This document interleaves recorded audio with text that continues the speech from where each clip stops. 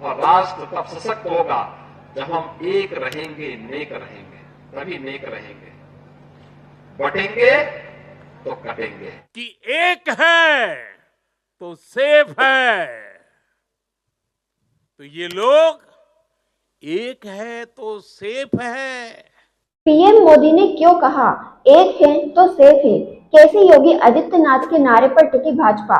जी हां दोस्तों, महाराष्ट्र के चुनाव प्रचार में प्रधानमंत्री नरेंद्र मोदी ने शुक्रवार को एक है तो सेफ है का नारा दिया।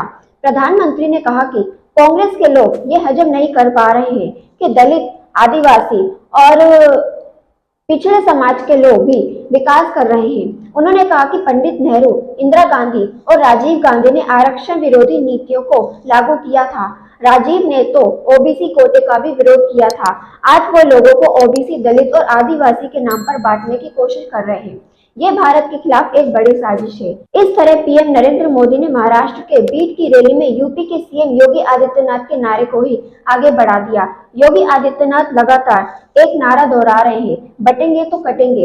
इस तरह आरएसएस प्रमुख मोहन भागवत ने भी एकजुट रहने पर जोर दिया तो कहा गया कि क्या संघ ने योगी के नारे को मान्यता दे दी है? अब उसी को आगे बढ़ाते हुए पीएम नरेंद्र मोदी ने एक है तो सेफ है की बात कही। अब सवाल यह है कि ऐसा क्यों है? आरएसएस से लेकर पीएम नरेंद्र मोदी एक तरफ से योगी आदित्यनाथ के नारे को ही दोहरा रहे हैं। इसके मायने भी है। भाजपा को लगता है कि हरियाणा में उसे दलित और ओबीसी मतदाताओं के अच्छे समर्थन के चलते ही जीत मिली है।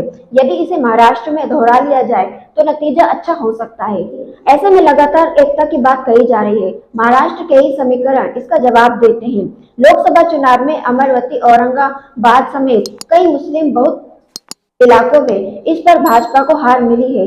इसकी वजह मुस्लिम वोटों का ध्रुवीकरण और हिंदू वोटों का बंटवारा भी माना जा रहा है। ऐसे में भाजपा नहीं चाहती कि इस बार लोकसभा जैसी तस्वीरें उभरे। इसके लिए वो कई महीनों से एक्टिव भी है। इस तरह उसने बौद्ध धर्म अपनाने वाले दलित को लुभाने के लिए किरेन रिजिजू को भी उतारा, तो वहीं लगभग 11% हिंदू दलितों को भी वो अपने खाते में, अपने पाले में रखना चाहती है।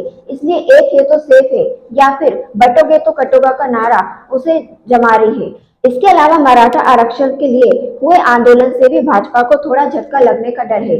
ऐसे में मराठा काट के लिए ओबीसी वोटरों का भी वो समर्थन चाहती है। इस काम में उसकी मदद ये नारा कर सकता है।